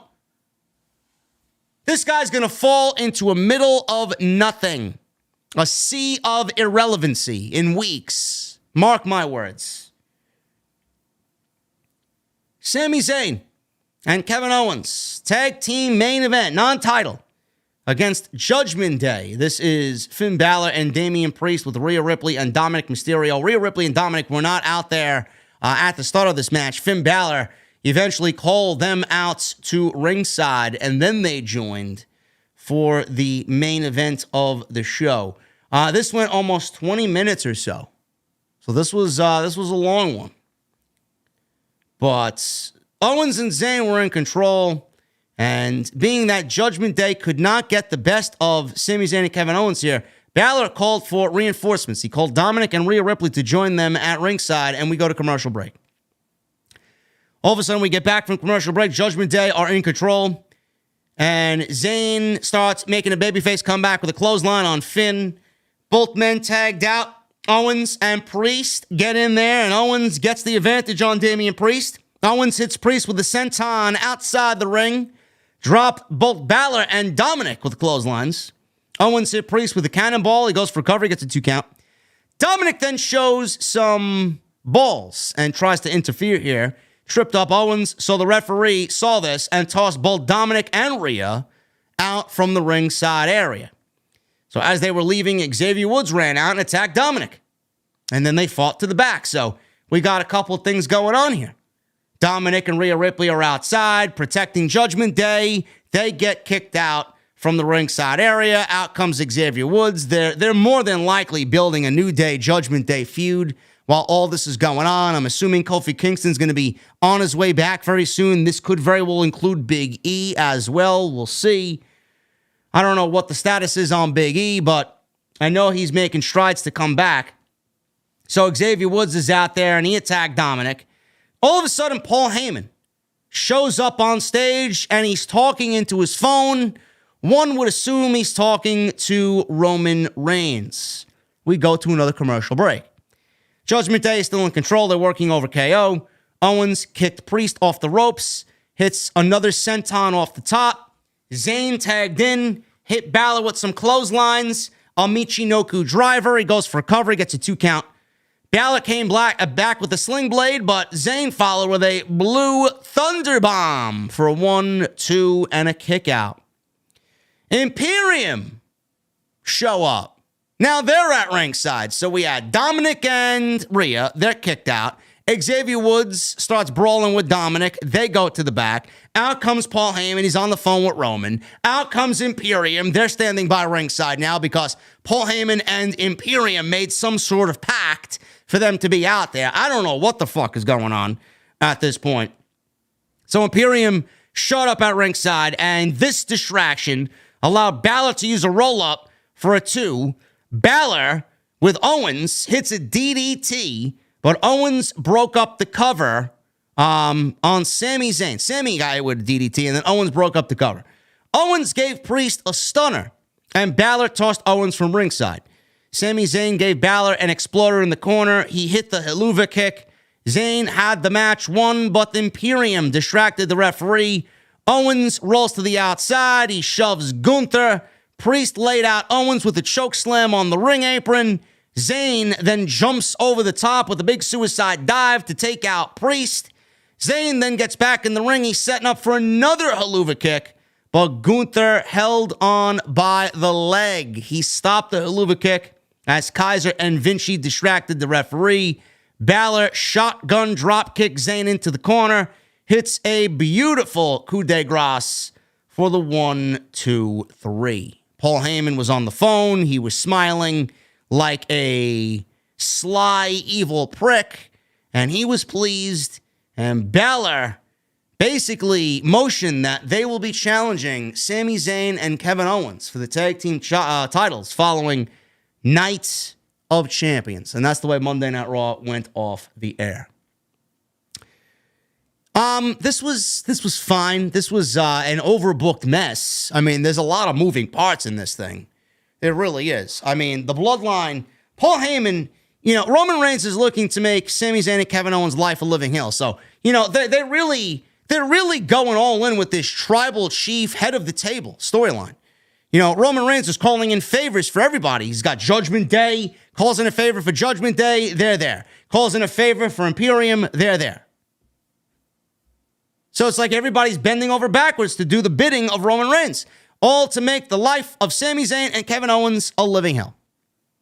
Now, I don't really see Sami Zayn and KO losing those tag team titles at Night of Champions. I do think that the Usos will get involved in some way, and they will force the bloodline to a loss. I don't know if it's going to be accidental or on purpose, but there's no way you're sending Sami and KO to lose this soon into their title run, especially the first time that they're visiting Saudi Arabia for one of these Saudi shows. That would be ridiculous. But there's a lot of moving parts here, man. You could see where WWE potentially could be going. New Day, Judgment Day. Maybe we get the team of Sami Zayn and KO against Imperium for the titles. They could go to Judgment Day for the titles. So they're setting up a lot for the months to come. You just don't know which way they are going to go with Sami Zayn and Kevin Owens. But after Night of Champions, this KO, Sami Zayn, Roman Reigns, solo bloodline shit needs to end. They need to do their own thing. It is over, and it needs to fully take on a life of its own with the bloodline imploding from within, and the story needs to be more about Jimmy and Jay versus Roman and Solo than Sami Zayn and Kevin Owens continuing their feud with the bloodline. That's over. And that will end at Night of Champions.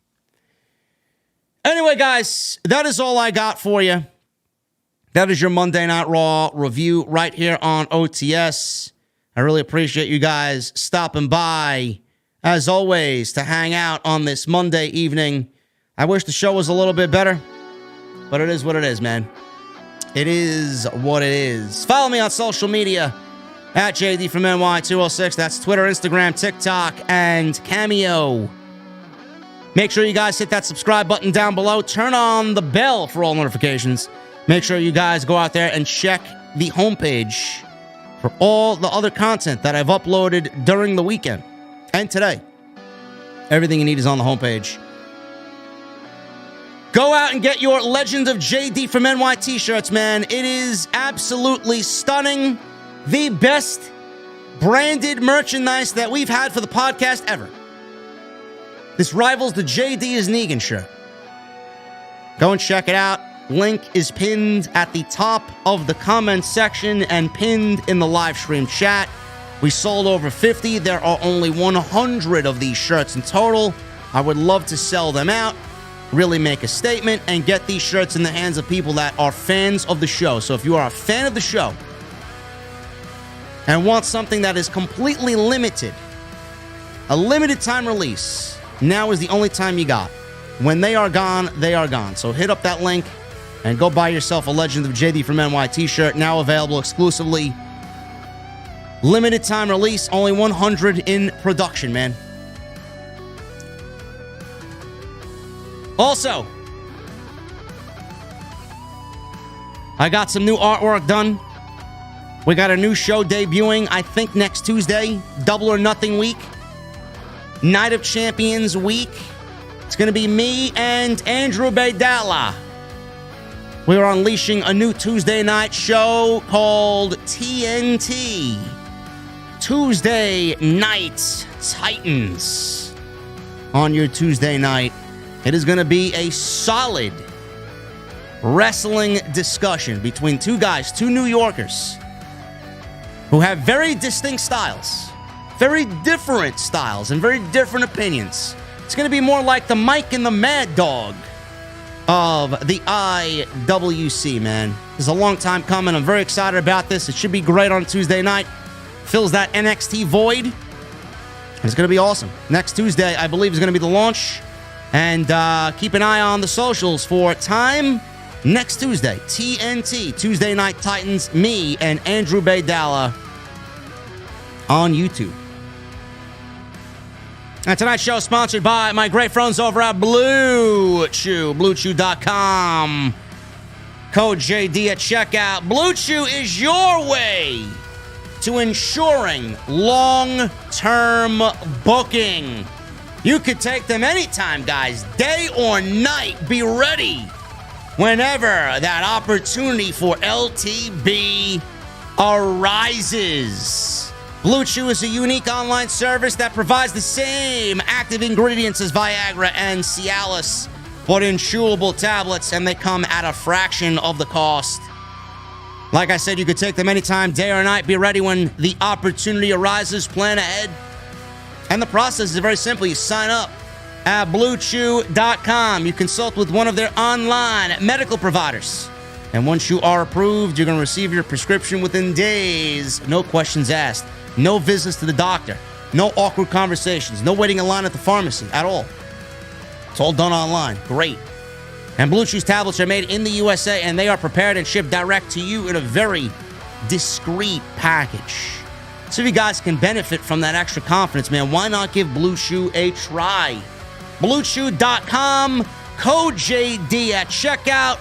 You're going to get a free sample, and all you're going to have to do is pay the $5 shipping and handling, man. That is BlueChew.com, code JD. And I want to thank them, as always, for sponsoring the Monday Night Raw post show right here on Off the Script. Let's get into the Super Chats, guys. Who do we got tonight in the Super Chats? Bryce becomes a new member. Thank you, Bryce. I appreciate you, brother. What the fuck are you drinking tonight to celebrate a new membership in the OTS venue? Michelle Moran with a $2 Super Chat. Sami and KO lost as Tag Team Champions. VKM Booking 101. Absolutely. Triple H doesn't beat his champions. Tony Brown with a $4.99. Chelsea is so hot, JD. She's a very attractive lady, Tony Brown. Very attractive. Tutti Frutti with a $1.99. The crowd started off weak and got better over time. Yeah, they weren't bad tonight. A lot better than last week, I'll tell you that. Lauren with a $2 Super Chat. Love when you play Red Skies. So do I. It's a great song. MGM Ballin with an 18 months. A Ronald Acuna appreciation post, and this is coming from a Yankees fan, says MGM Ballin. Acuna is the NL MVP right now, bro. He is a fucking beast. Lauren with a 2, a 5, and a 2. Another boring Raw. WWE getting even worse with all these injuries. Rhodes, Big E, Orton, Roxanne. Too much. Who do you think will return and not return? They got so much roster that a couple of injuries here and there don't really mean much, honestly. Ali getting a push. Is it? Or is it just WWE using Ali for their Saudi narrative? Tutti Frutti and a $4.99 Super Chat. The matches in this show, most of them, were pretty amazing for the most part. Amazing, bro.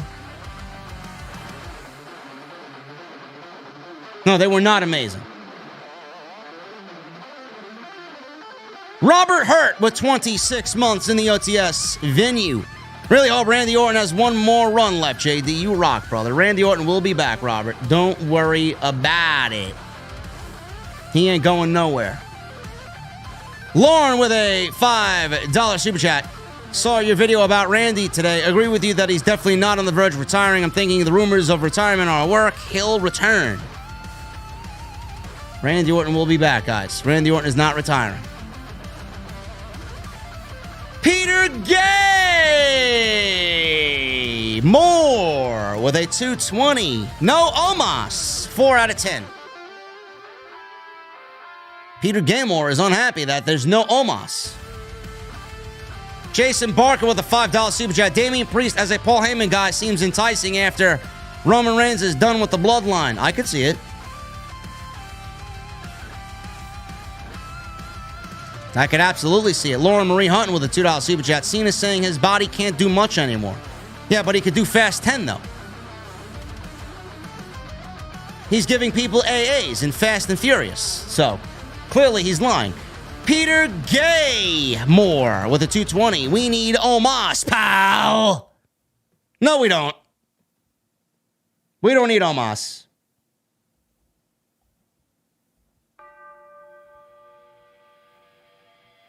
Main Event with a $5 super chat. JD, I'm glad it's podcasters like you that out fighting for LTB. Now tell my weed man, Omos, can't wrestle and have 87 wins based on beating jobbers. Your weed man should stop smoking the fucking product, bro.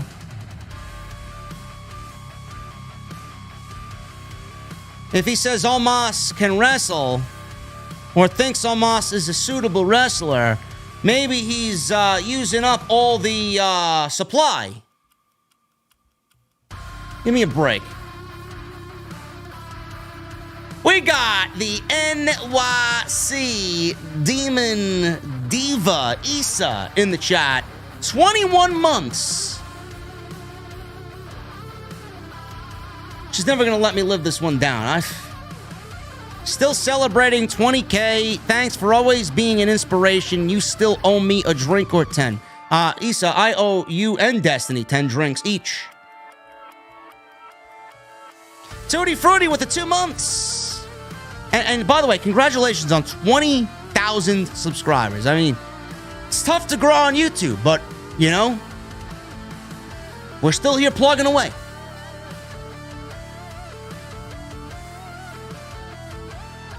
Tutti Frutti with the 2 months. What's one wrestler you hated but now like? Also, what's one wrestler from the old days that could have been world champ? Also, cheers to 2 months. That's an easy one. Mr. Perfect. No doubt about it.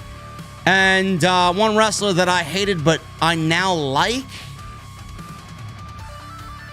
Nah, I'm the type of guy that when I hate you, bro. There's no going back. Lauren with a 5, a 2, and a 2. Hope you had a great Mother's Day with your mama. She didn't give a shit, and I didn't go see her either. Tutti Frutti with a $4.99. Why am I not mad that Mustafa Ali won the Battle Royal? Because you know it's a waste of time, bro. You know it's a waste of time. Lauren Marie Hutton with a $5 super chat. Fave eras: Ruthless Aggression, SDL, Golden Era, Summer 2013 to WrestleMania 35, Attitude Era. My favorite era is the Attitude Era, Lauren. The Attitude Era.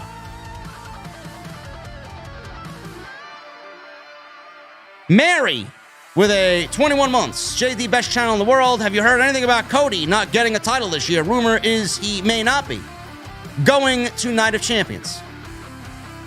If that's the rumor, then we're all fucked. We are all fucked then.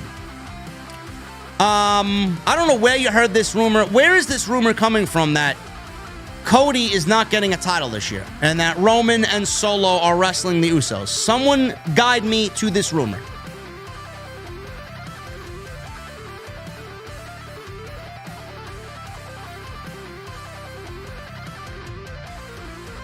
Lauren with a $2 super chat. May I please have an apple schnapps? Awful show.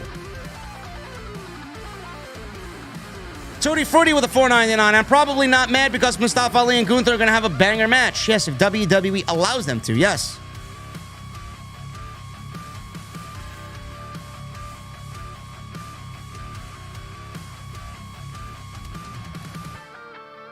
Lauren with a $2 super chat. Thank you for always being honest and being you. I don't know any other way.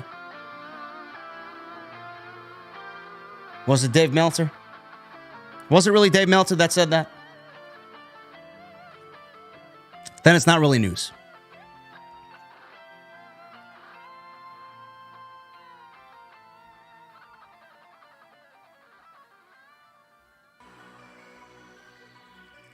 Leon Valini with a $11 super chat. I'm already sick of the whoa from Cody's theme. I'm sick of a lot of things. Main Event with a $5 super chat. My boss called police on me for calling her Sam McMahon. But if she learned LTB in hiring, we wouldn't have these problems. You get me through work, JD. Thank you, Main Event. Your boss called the police on you for calling her Sam McMahon. I think your boss may have a stick up her ass.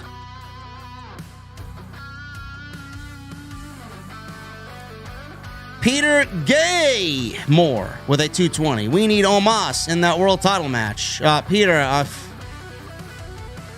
I mean, I don't know. I would love to see where you sleep, Peter. It may be a shrine to Omos everywhere. Max Mello with a $4.99. If Cody was champ, you could have had him struggle for respect as champ. You could have ran the idea of him being handed the chance and go from there. Yeah, but we know why WWE didn't do it. So, I mean, there's no sense in looking back on it, but it's tough to not look back on it when what we got with Cody and Brock is so awful. The Green with a $4.99. No message. Thank you, brother. Mike FPS with a new membership and a $2 super chat. No message. Thank you, Mike. Appreciate you being here, brother. The Green with a $4.99. Excited for JD McDonough versus Dolph Ziggler.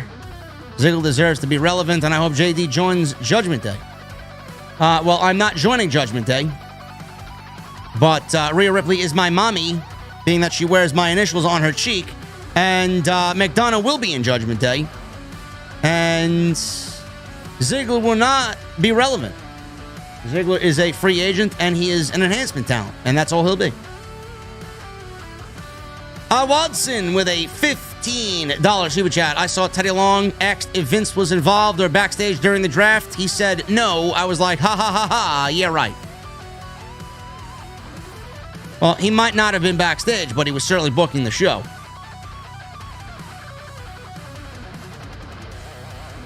Peter Gay Moore with a 220. Finish the story, Omos. Chris's Chaos with a $9.99.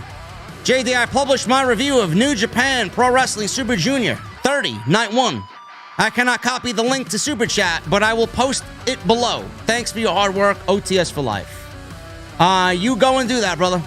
I gave you permission to do that. You're good to go. Peter Gaymore with a 220, 220, and 220. Can you smell what the Omos is cooking? That's good shit, pal. And Omos is the greatest high flyer of our generation. Peter has a hard-on for Omos. Soundwave 80s with a $4.99. Crashed, Turbo Scooter, Copter, Leader 1, and Sidekill. What do these names remind you of? I have no idea. No idea, Soundwaves. Oh, are we playing some old school NES game? What are we doing? Well, I have no idea what those names mean. Somebody's got to fill me in. Tutti Fruity with a $1.99. I love the way JD says the word what, like what.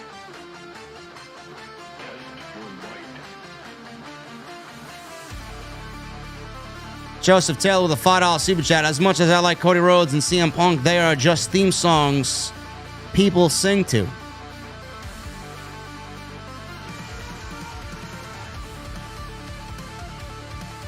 Rock Hawk with a $2 super chat. Maybe Brock is wanting to become Dashing Brock. I don't know. Maybe Cody didn't give Brock tips on how to be dashing. Maybe you're right. Forzit with a $1.99. Hope Zoe Stark hits Candice with the Z360 next week. More than likely she will, Forzit. Peter Gaymore with a $2.20. He says, Nia Jax versus Omos. Book it. I think Peter Gaymore's fucking drunk. Forzit with a $1.99. They keep teasing Rhea going mano a mano with the men. Yeah, but we'll never see it. WWE has no balls to do that. Sean Ray J with a $20 super chat. Thank you so much, man. I feel bad for Liv. She had her title run ruined before it started because WWE wanted to get Ronda over. She lost her SmackDown title to Ronda, gets put in a tag team with Raquel, and gets hurt. All to drop the titles back to Ronda. But we don't really know how hurt she is, bro. She may be back next week for all we know.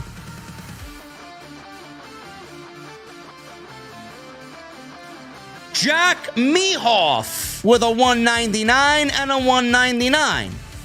You have nice teeth. Can you smile for me? No. No, I don't smile, Jack Mehoff. Also with a $1.99, Lita vs. Trish, Hell in a Cell, SummerSlam, book it, says Jack Mehoff. No. Negative. I don't want either of them on TV anymore.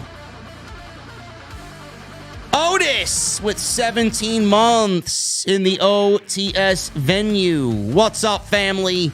Another month, and the growth of the OTS family is unbelievable. Love you guys to pieces. Hashtag OTS. Hashtag OTS Bloodline. We the ones. Absolutely. Thank you, Otis. The official bouncer of the OTS venue. And Golden Face $1.99. Has Peter begun to get over on OTS? I think Peter Gaymore is very over on OTS. Peter Gaymore is very over now. Anyway, guys, I am all but tapped out. I am done. Done. I appreciate you guys being here tonight, man. A couple of exciting things coming up, man. Get your t-shirts. JD from NY is now the legend of JD from NY. Beautiful new t-shirt, man. Go get yours today. Less than 50 remain. Would love to sell them out. And I'm coming to you live next Tuesday with a brand new show. Brand new talk show, man. TNT. We are dynamite. Not really, but Tuesday Night Titans. JD from NY and Andrew Baydala. A.K.A. Ticket Drew. Even though he's not really Ticket Drew. He's always Ticket Drew to me. We will be talking about pro wrestling on your Tuesday nights. So pull up a chair, order a drink, and get ready. Get ready. Go check out all the other videos that you might have missed on the channel.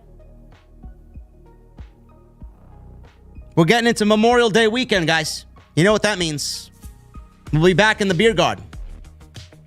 We got some newbies here, man. You don't know about the beer garden. You don't know about the OTS beer garden, man. We will be back in the beer garden next weekend. Yeah, I love it. Can't wait. Love the vibe of the beer garden. Follow me on social media at JDfromNY206. That's Twitter, Instagram, TikTok, and Cameo. Hit that subscribe button down below. Turn on the bell for notifications. Go check out all the other videos that you might have missed on the channel. Continue to hit that thumbs up. Let's try for 1,000 likes minimum tonight on OTS.